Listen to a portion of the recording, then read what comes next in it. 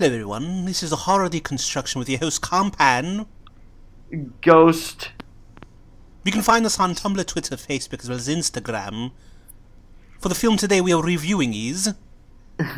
Ghost Stories. It's a take on my name. 2017. Ghost Stories 2017. Skeptical Professor Philip Goodman embarks on a trip to the terrifying... What the fuck? Who wrote this? After finding a file with details of 3 unexplained cases of apparitions. Starring Jeremy Dyson, directed by Jeremy Dyson and Andy Nyman, who wrote them. They actually based it on a play that they did for the stage. Starring Andy Nyman is in it too. Okay, starring Andy Nyman, Martin Freeman. He's the main guy, isn't Paul Whitehouse. As well as Alex Lothar, Paul Warren, Kobnaholdbrook-smith, Nicholas Burns, Louis Atkins. There's too many people in this movie. What the fuck? Imagine being named Kobna. Hello, Kobna. See, because he's English. Anyway, why did I pick this film? Well, I picked this film because I saw Martin Freeman in it. I saw it in the poster or the trailer for it, and I was like, whoa, Martin Freeman. This is The Hobbit 7. Martin Freeman, I'll give him this. Even if he's in a pile of shit, he's in a good pile of shit. And I've only seen him in one pile of shit, which was the Hobbit sequels. Those were terrible. The first one was okay. That was fine. He's good in everything he's in. He's like one of those British actors that can pretty much do anything. And he's also... Did he get his start in The Office? Yes, the Office, the original version. I couldn't stand it. I just couldn't look at the people in that show. I don't like the U.S. version. It's definitely... it's only 6 episodes, which makes it much more better than the American one instantly. Yeah. But I saw how those people's haircuts looked in the original. I couldn't watch it just because of their haircuts. The Gareth guy is like so annoying. It's great. So is Martin Freeman's character supposed to be the Jim of that? I assume? Yeah, he's Tim actually. Oh, he's obviously much better than that guy fucking with his snarky look in the screen. Oh. I mean I like the American Office for about 5 seasons. Anyway, I've seen every episode, but it goes downhill. So everything else I've seen Martin Freeman in is great. I've seen the first season of Sherlock, which is a really enjoyable show. But it's weird when you watch, like you and I, we watch like Sherlock. We watch what? Nothing. We'll watch like an hour and a half movies, right? You know, like it's nothing. But for some reason, the Sherlock episodes are 2 hours long, right? Really? Yeah, that's how the seasons are. They're almost like films. They're just like 2 hours. Is that the one that Robert Downey Jr.'s in? No. The one with Benedict Cumberbatch. Benedict Cumberbatch. Oh, the guy that's the other. Yeah. Wait, so what's Robert Downey Jr. have to do with Sherlock? He has his own Sherlock movies with Jude Law. Was it Jude Law? Oh. Or is it Jude Law, isn't it? I don't know. It's either Jude Law or the guy who plays the Vision from the... I mixed those two up a lot. What, do they get, like, the Marvel Universe and Sherlock Holmes all intertwined? Yeah. This is no, because weird. I think Guy Ritchie did those movies. Anyway, they're connected somehow. I don't know. Either way, Martin Freeman's very good. He's in that movie. Martin Freeman was also in the first season of the television series based on Fargo, which was really good. He's also in Avengers. He was in the White... I was going to say the White Panther. He's in the Black Panther, excuse me. And it was so funny because the White Panther, they make like a racist version of it where I'll tell you this because he's in that movie to appease really pissed off white people, I guess. Like, the angry, like, right... What? I don't understand this But here's concept. the thing. It's so funny because he also saves the day. Because he's like a white guy that he's like a fighter pilot and he gets onto the ship and he like blows down any ships that were like leaving to cause whatever chaos at the end of the you saw Black Panther anyway. And then I remember somebody online, they made a joke saying how they're trying to find alternative ways to promote the film Black Panther to white audiences. So they just only show him. Yes, the poster is essentially a giant photo of his face, and then you see a tiny Black Panther running on the bottom of the screen. It was so it's like the funniest fucking poster I had seen because it was like, here, white really people, you can watch Black Panther too. Anyway, Martin Freeman's very good. He's in this movie. Very misused in this film. I thought this movie was okay because I looked it up. I thought his part was pretty cool. No, he's good, but I think he's like, it feels like he's sort of crowbarred into the finale of this movie where he should have been throughout. He's kind of like the ghost in the Scrooge. Right. Well, here's the thing. He should have been throughout the whole fucking movie if that's the case. You don't know. Here's the thing with this movie. This movie is based on a stage play, which is having read about the stage play sounds pretty fucking awesome. It's essentially like a scary stage play. You watch it and there's like all this crazy scary shit that happens to the audience while they're watching it. It's sort of like when you watch like Blue Man Group or something like that. It's sort of one of those shows. I've never seen that. I've always wanted to. Well, Blue Man Group, you watch a couple of weirdos with blue face paint make music, and they're very fucking talented. Don't let me take away from them, because I actually saw them make music out of fucking trash, and I was like, this is actually impressive. But Ghost Story is essentially seeing... apparently in the original show, it's about the main guy in this film, Professor Goodman, played by Andy Nyman. He's giving a lecture on the series. So I don't know, like, watching this, I'm like, how the fuck did they do this as a play? You know what I mean? Yeah, so obviously it's people telling a scary story. I don't know. I haven't seen. I'm trying to look for footage of the actual play online, but I don't think there's any, because I think the play was around 2008 or something like that. And it must have been a lot of imagination and storytelling. Plus, and not I think so much visual. they obviously changed a lot from the play to the film, and they changed a lot from the film to the play. So there's stuff that's in the play that's not in the movie, because obviously logistically it's probably almost impossible, even though the stories are essentially the same. Anyway, so this film has to deal with Andy Nyman, Andy Nyman playing Professor Goodman, who is a debunker, so to speak, and the first scene is him debunking this guy, saying that he's able to. It's classically, there's this thing where televangelists or guys who speak to the dead. It's like the guy John Edwards, basically. Yeah, those full of shit guys. I remember when South Park called him the biggest douche of the year or something like that. And, yeah, I don't know. I think there is truth to some of that stuff, but I don't think John that can speak to dead people. John Goodman? No, not John Goodman. Well, technically he is, because he's going to be on the Roseanne show, and I'm sure he talks to Roseanne off. Yeah, what are they calling it? It's just going to be the Connors, right? John Edwards, right? John Edwards, who's like doesn't he share the same name of like a guy who's like in trouble? Yeah, the politician, right? The vice president of. Anyway, so John Edwards, was a guy who can speak. This is essentially it's the same thing, like John Edwards or any of those guys that speak to the ghost. There's also a guy. What is his name? This guy who has like a prominent lisp.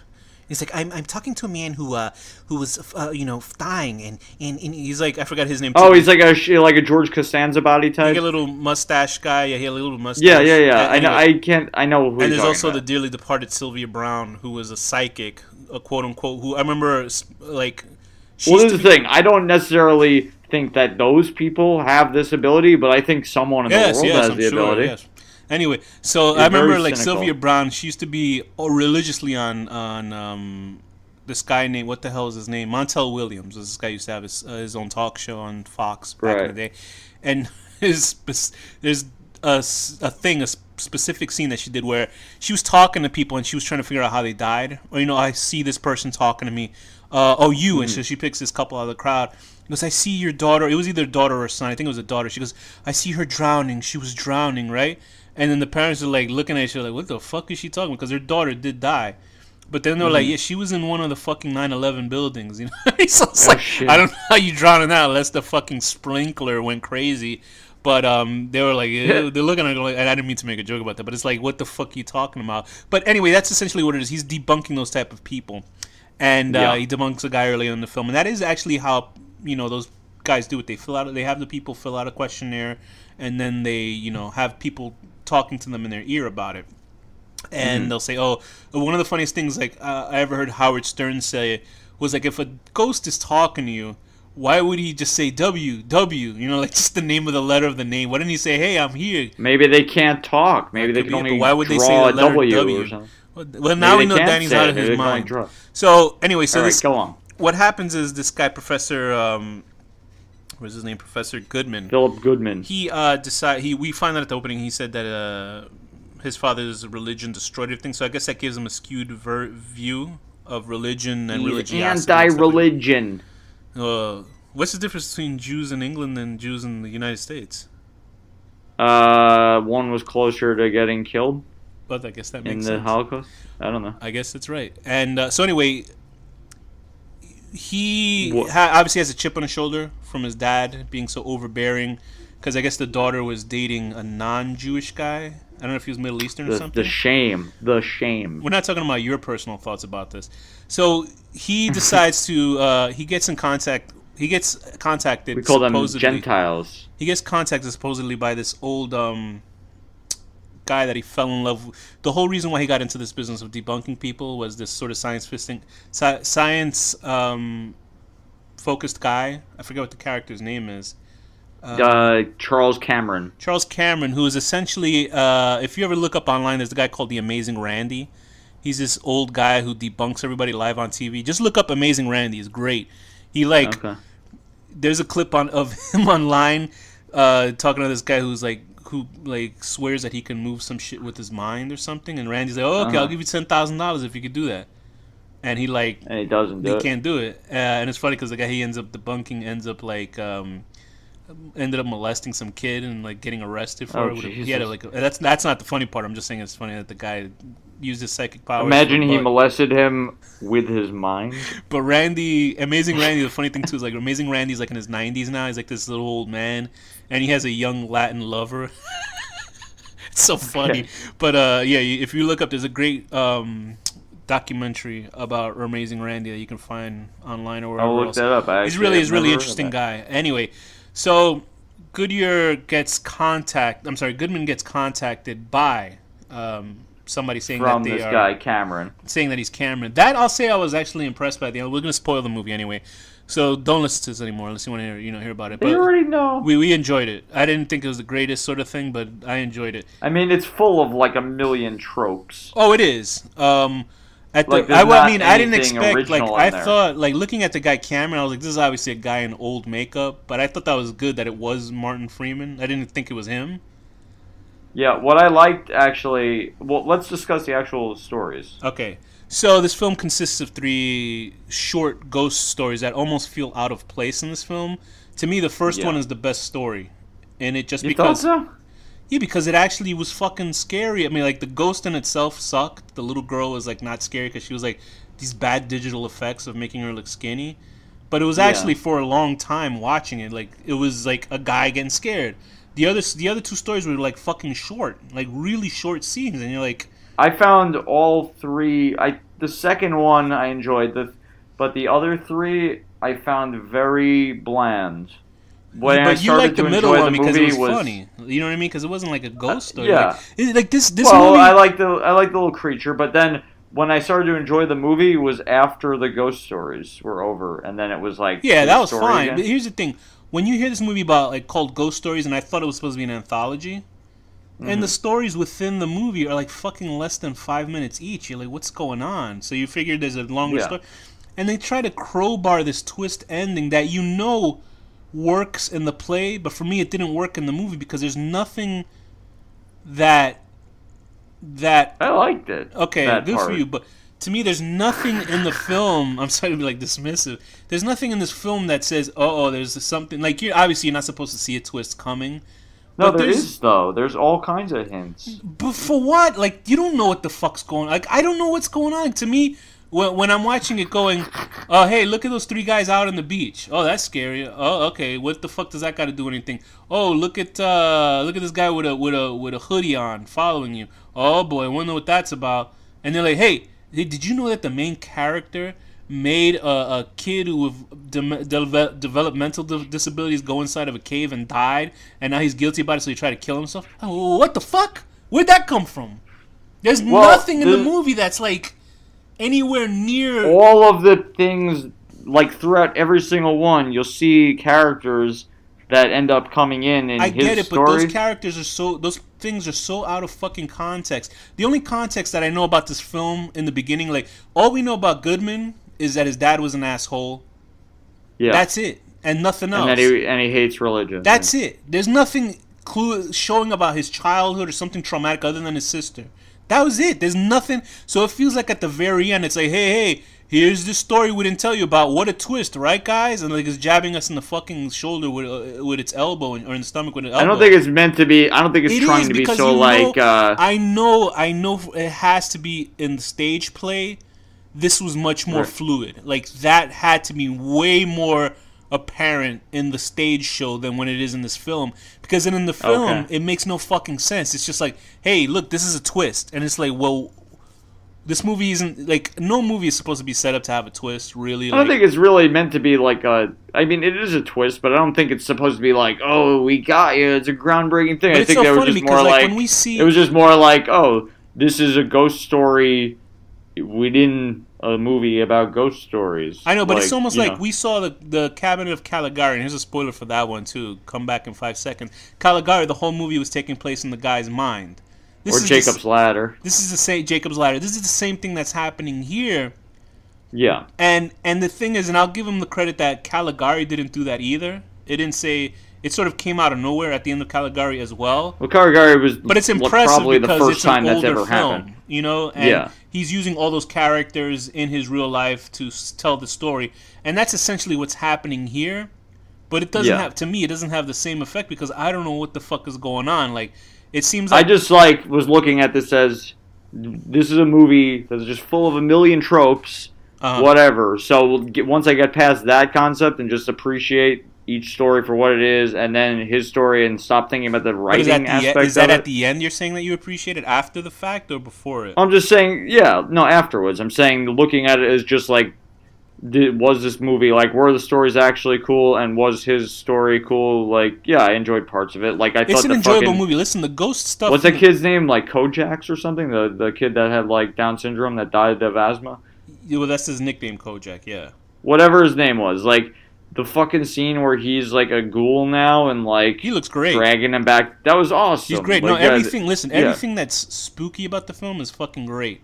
It's just that the stories aren't long enough, and these people telling him the story don't seem to survive their own stories, even though they're telling him the stories. And we know obviously because it's all happening in his head. So there's no real ghost stories going on there.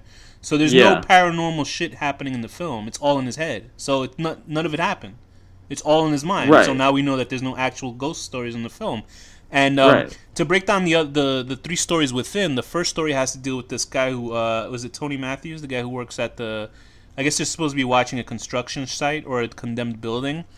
And the guy that's like the guy that cleans up after him and puts the mirror for him to look out the window, the floor and stuff like that. And that's because he's supposed to look out the window. I was like, was he looking at himself in the fucking mirror? No, it was so he could reflect looking through the window, which is nice. Yeah. But he's supposed to be a night watchman, and I like that story because it had a lot of mood in it. It was spooky. It was actually very spooky. Yeah, it did have some. And you know, like when he's flashing the light, I love that scene where he's in the hallway, like he smokes a cigarette, and you see all the lights turn off behind him, like in succession. That was awesome. Yeah. The look of the little girl in yellow, little dress, looked fucking stupid. I didn't like it because it was like over CG. They CG'd the girl to look like thin, like she was skeletal. Yeah, I don't even know why they have to do that. And I just realized now that the girl is supposed to be an embodiment of the little doll that's in the thing at the end, in the cradle. Oh, okay. I assume, without the face.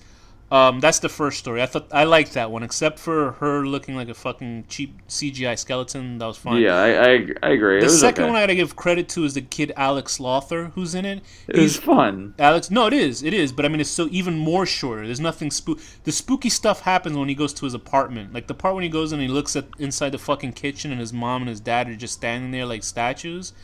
Yeah. That legitimately, like that whole thing in his house was fucking spooky as shit. And the kid Alex Lothar playing Simon Rifkind, he's fucking great. He's in this Netflix show called The End of the Fucking World.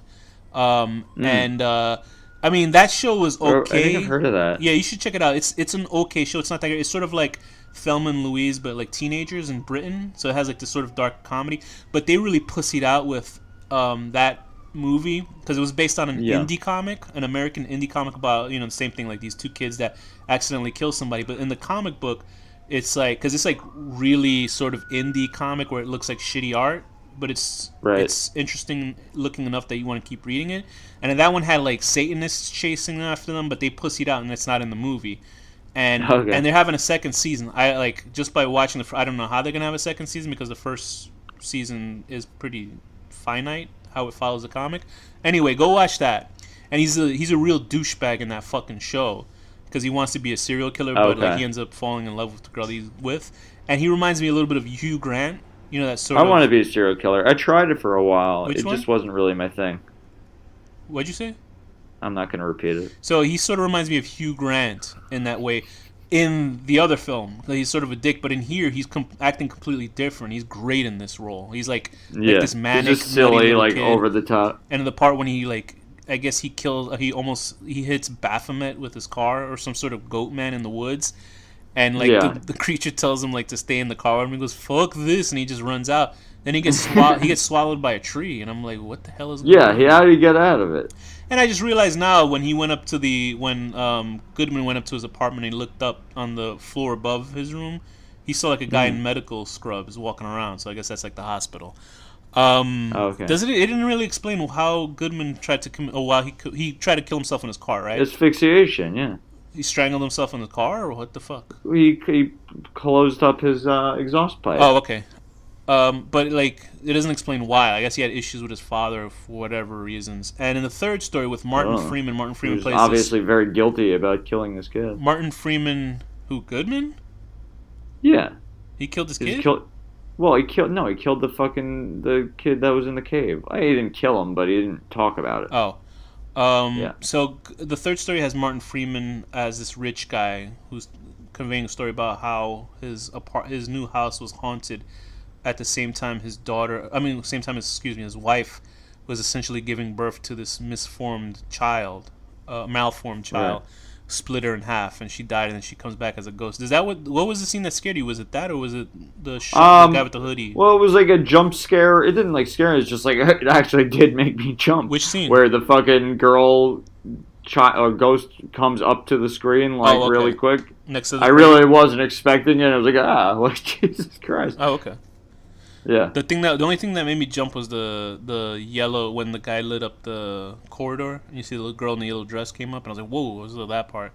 But then again, my headphones weren't that loud, so I couldn't be that affected by it. Right. Yeah, so Martin Freeman ends up being some sort of ghostly. He's like the ghost from Scrooge. Essentially, Yeah. I never watched Scrooge, so I don't know. But he's supposed to be this sort of show. He's like a showman. He's like being his conscience, I guess. But there's like no.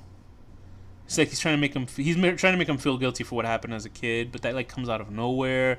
Even though they leave hints throughout the whole film, like the part when he wipes off the photo and you see the kid Kojak in it, because he wipes the dust off. So watching it, I'm like, I don't know what this means, like, because then you see the guy in the hoodie actually following him around. I was like, I don't know what this means. So to me, well, you know, at the end, I'm sort of biased to it because I just saw the same sort of thing in Caligari. So I'm like, oh, I don't know why I enjoyed the same twist in Caligari and not in this. I mean, when it happened in Caligari, it was the first time ever. Conveying this as a twist, as in for you to think that there's something going on. So I don't know if I felt cheated or not, but I still enjoyed the film, but I didn't think it was as good as it could have been. What were your thoughts on the most of it? I mean, yeah, like, it's so full of cliches and, like, you know. What's the cliches you mean, though? Oh, everything was a dream, or, you know, like, that's been done, like, a million times. Like you said, like, Jacob's Ladder, like, Caligari. You could still do that in films. It's just the way of getting to it. No, I know. It's just, like, it's, like, one of these, like, writing devices that it's, like, you just have to, like, basically ignore how cliche it is and just try to appreciate the movie for what it is at this point. So, you know, once you get past that... The stage show must have been fucking awesome, though. Oh, yeah. First stage show would be fucking great. And then to watch it, like, the individual stories were, like, they're, like, okay. But where I really started enjoying it was, like, the fucking... just the whole idea of, like... Yeah. Like, that guy that... Kojak's or whatever is just like laughing like this horrible ghoul, and dragging him back, and then he puts his finger in his mouth, and that's the tube that's going down his throat. Like, it was cool. Like, I didn't even think about that. Right. I was really impressed with Martin Freeman playing the old guy, because I thought it was like an old guy wearing older guy makeup. But then when I realized it was him, I was like, wow, this is actually very good. He did a really good job because I didn't like see him in the makeup. Did not expect that I didn't think at all. Like the whole part when he blows his face off with the shotgun and stuff like that, and then he comes back at the end, I was like, wait a minute, what the fuck's going on? Yeah, starting from about that point where he blows his face off was like, oh, okay, I'm enjoying this now. Yeah, so I mean, it's an enjoyable film. I don't think it's the greatest. I think it's filled with really good visuals. I wish they would have expanded the ghost stories a little bit more. Yeah, exactly. If they had made the ghost stories, which you think is the premise of the movie going in, like a little bit longer and better, like, so I can imagine. I wish there was a filmed version of the stage play. I really do, because I'm sure watching that translates better as a film, but they obviously had to alter it for the movie, right, and left stuff out. But it still works okay as a film, so it's not a waste of time because all the actors are so good in it. And there are some genuinely spooky moments in it, especially like in the kid's house, Alex Slaughter's house. Oh, I just love the scene where he's dragging him down the hospital corridor, though. It's so good. And just everything else, like the mindfuck stuff, if they shoot it really well, it works in film. So I think it, for the most part, gets it right. It's just for me, the twist didn't work for me that much in this one because it's obviously a twist where it's all in the guy's head, which is fine. But for me, it didn't work this time. What rating would you give it? Is he going to be like trapped for that forever? I guess. I mean, they said it. He's like basically a vegetative state in this because he tried to kill himself.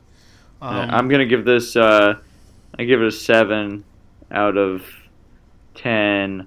7 out of 10. Hold on. I always can't think of anything. This is a great story, right? Cherry. 7 out of 10. Your dad, your Jewish racist dad, is upset, and that sets the tone of your entire life, which will ultimately culminate in you living out an hour-and-a-half movie over and over and over with a bad CGI girl in it and a guy sticking his finger in your mouth, which is actually a feeding tube. The effect of him in the car was pretty cool, I thought. And when he rolled it down, he wasn't there anymore. Oh, yeah, that was cool. I don't know why in that scene why the guy would say, "Okay, I believe in ghosts," and the movie ends. Like that's because he's in denial. I will give it a. I don't know how you could deny that looking at that shit. I'll give it a 6 out of 10. Porking your wife and giving her a seed that would eventually split her in half because you got that good of a dick. You know what I mean? With that, Danny, what's the final word? Latex Mask Man.